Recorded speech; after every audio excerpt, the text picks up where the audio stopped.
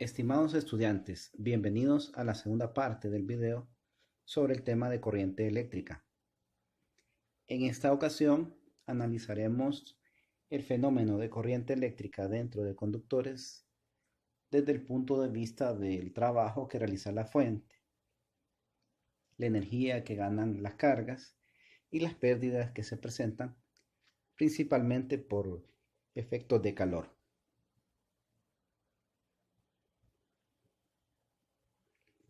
El movimiento de las cargas a través de un conductor puede interpretarse en términos de trabajo y energía. El campo eléctrico efectúa trabajo sobre las cargas, manteniéndolas en movimiento.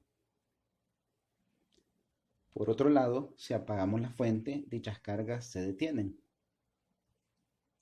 Es decir, que la energía cinética que ya han ganado esas cargas, una vez que deja de estar presente el campo, la comienzan a perder y finalmente se detienen. En realidad esto ocurre en un tiempo bastante corto. Si hacemos analogía con la mecánica, recordará que para detener un objeto debe existir un análogo a una fuerza de fricción. Pensando esto, con las interacciones que experimentan los electrones, pues dichas cargas deben interactuar con otros electrones y también con los iones dentro del conductor.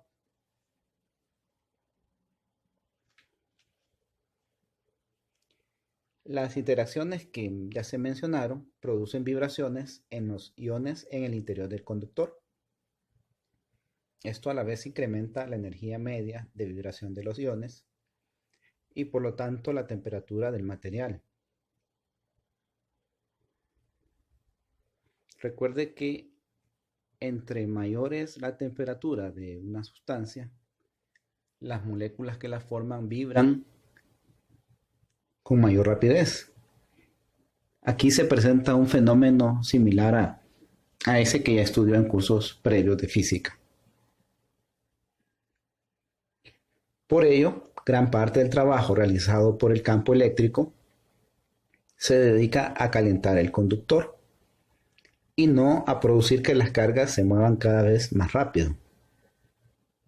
Es más, recuerde que la velocidad promedio con que se mueven las cargas dentro del conductor es bastante baja. Por lo tanto, cuando se alcanza una situación de estado estacionario, la energía que está entregando la fuente debería ser exactamente igual a la necesaria para reponer las pérdidas, principalmente por calor que se dan en el conductor.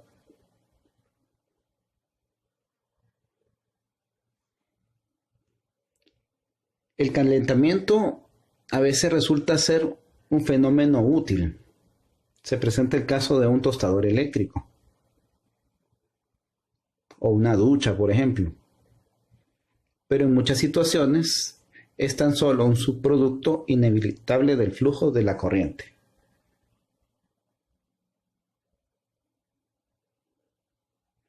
Bien, aquí podemos apreciar una ecuación para determinar el trabajo y su relación con la potencia.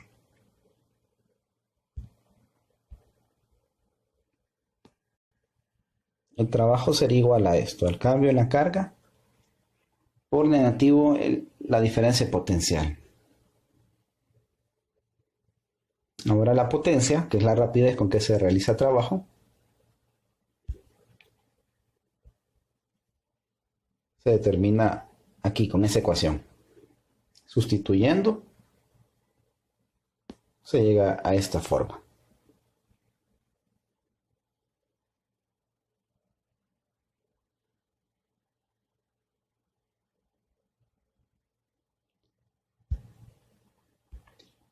Bien, ya se había comentado sobre que una vez que se alcanza el estado estacionario, la energía que entrega la fuente sirve exactamente para compensar las pérdidas que se tienen en el sistema.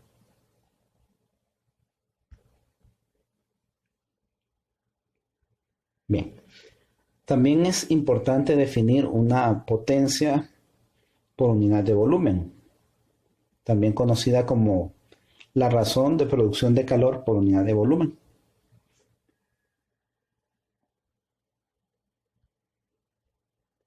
Se define de esta forma: la potencia dividida entre el volumen.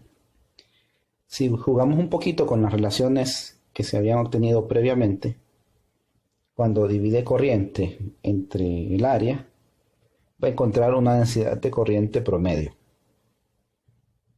Y esta relación aquí, pues produce el campo eléctrico.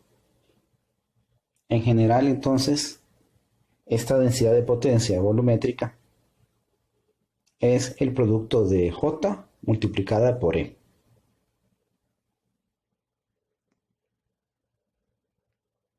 Si se juega un poco con la relación entre campo y densidad de corriente, pues se puede expresar en estas formas.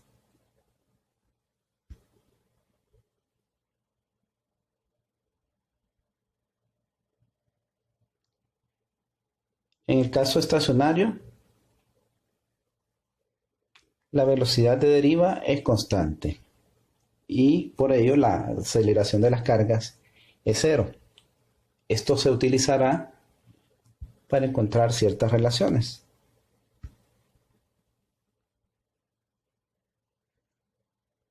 Bien, ya se mencionó previamente la fuerza eléctrica que actúa sobre las cargas y también se introdujo una fuerza de fricción, que es este término de aquí. El negativo es porque la fuerza de fricción trata de detener el movimiento de las cargas. Como las cargas que estamos considerando son electrones, se introduce el signo menos ahí, ya que las cargas se mueven con rapidez promedio constante, su aceleración promedio va a ser cero. Así que al final tenemos esto. Se despeja para encontrar la velocidad de deriva. Y tenemos esa expresión: negativo, la carga del electrón por el campo, dividido entre ese coeficiente que está asociado a la fricción. Observamos que la velocidad de deriva en este modelo es función del campo, así como la densidad de corriente libre es función del campo. Además, hay una relación entre J y la velocidad de deriva. Si se sustituye, tenemos lo siguiente: J es la densidad de carga volumétrica libre por la velocidad de deriva. Sustituyendo velocidad de deriva y sustituyendo densidad de carga volumétrica, que ya se había encontrado previamente, donde la densidad de carga volumétrica es esto, número de cargas libres por unidad de volumen multiplicado por la carga, se llega a esta expresión final. Compare estas dos ecuaciones. En ambas aparece el campo eléctrico. En una de ellas aparece la conductividad y en la otra esta relación de términos. Eso quiere decir que la conductividad se ha encontrado en términos de la densidad de carga libre, la carga al cuadrado y el término asociado a la fricción.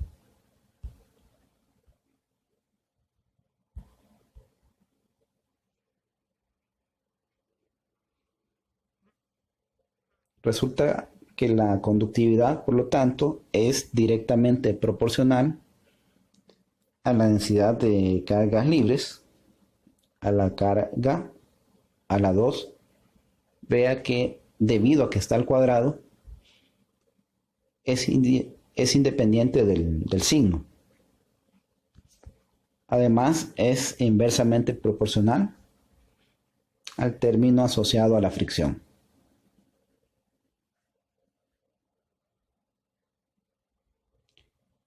Estudiaremos el concepto de equilibrio electrostático. Es decir, en el momento en que apagamos el circuito y las cargas tienden a dejar de moverse en el conductor. Se coloca una cierta cantidad de carga libre en o sobre un conductor. Por lo general, el sistema no se encontrará en estado de equilibrio, sino que deberá reajustarse por sí solo mediante corrientes hasta lograr un estado final de equilibrio electrostático, en el que toda la carga se localice en la superficie del conductor y éste venga a constituir un volumen equipotencial. Una situación similar a la que ya se estudió en electrostática. Como no conocemos los detalles de este proceso, haremos los cálculos para comprender la situación.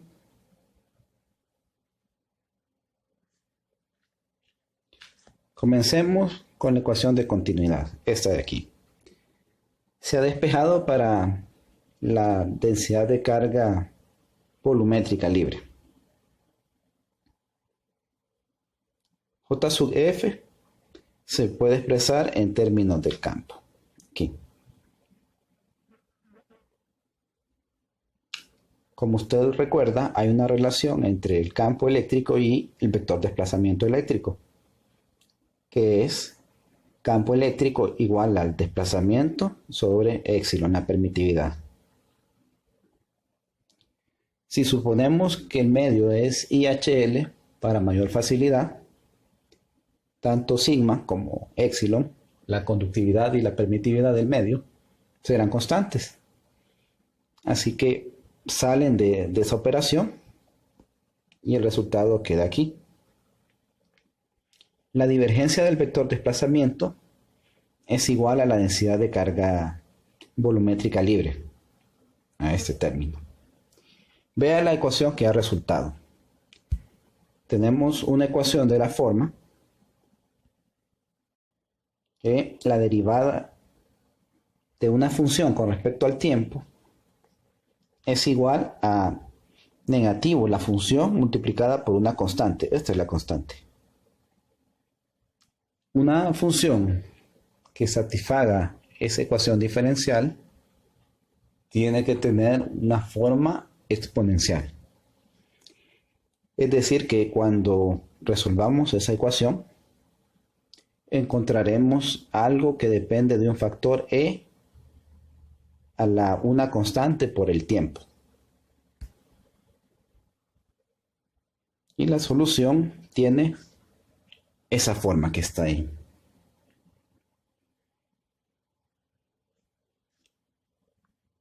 Bien. Note el cambio en este exponente de esta forma a la final. Ya se había explicado que tau es un tiempo. Es el tiempo de relajación del sistema.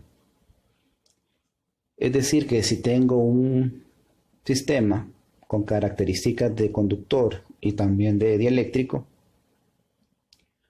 una vez que el sistema está cargado y apago la fuente, pues este sistema va a comenzar a perder energía y no va a tener quien la compense. Por lo tanto, después de un tiempo va a tender a una situación de equilibrio. Ese tiempo tau es igual a épsilon sobre sigma.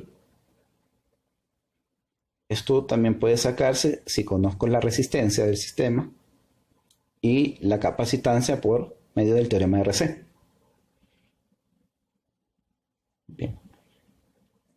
¿Qué significa esto? Significa que una vez que apaguemos la fuente, la carga en ese conductor solo puede disminuir con el tiempo, se va a atenuar en una forma exponencial que es característica de la permitividad y la conductividad del medio. Si fuera, por ejemplo, un medio con una conductividad muy alta, entonces este tiempo tau que le toma al sistema alcanzar el equilibrio, al tener una conductividad muy alta, tendería a ser cero. Es decir, ocurriría en un tiempo muy cortito. Ahora bien, si por otro lado la conductividad fuera bastante baja, eso significaría que el tiempo tau se extendería y el sistema mantendría una distribución de carga un tiempo relativamente mayor.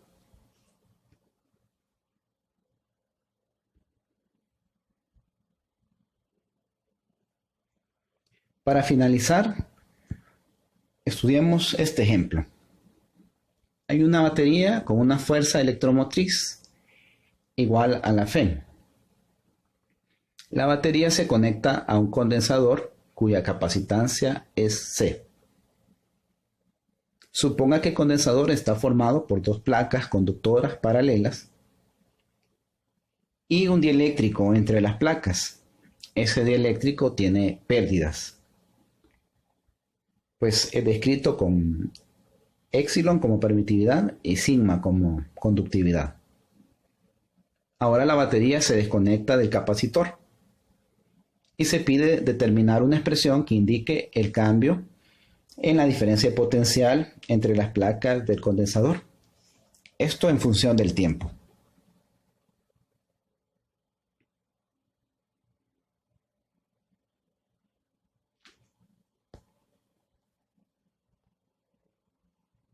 Un sistema como ese se puede modelar como un circuito RC. Tenemos aquí en el modelo un capacitor ideal y lo conectamos en paralelo como un elemento resistivo.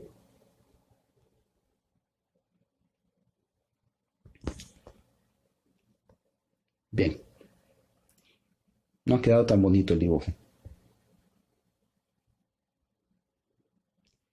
La energía que tiene almacenada ese capacitor es disipada en la resistencia, la cual representa las pérdidas del sistema real. Así que la carga va a disminuir con el tiempo, tal como lo vimos en la expresión anterior. Y si la carga disminuye con el tiempo, también lo hará la energía y la diferencia de potencial. Hay una relación de la diferencia de potencial entre las placas del capacitor, que es esta de aquí. La diferencia de potencial es igual a la carga sobre la capacitancia. Y pues, para encontrar la carga, solo debería de integrar la densidad de carga volumétrica. Para integrar la carga, tenemos esto. Densidad de carga volumétrica.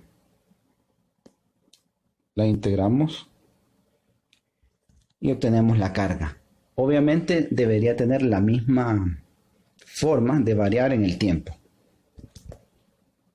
Así que por eso tenemos esa función. Esa carga inicial entre la capacitancia debería ser igual a la diferencia de potencial inicial, que era la misma FEN de la batería. Así que la expresión es esa que tenemos ahí. Y tau, el tiempo de relajación, ya se había mencionado antes, es epsilon sobre sigma.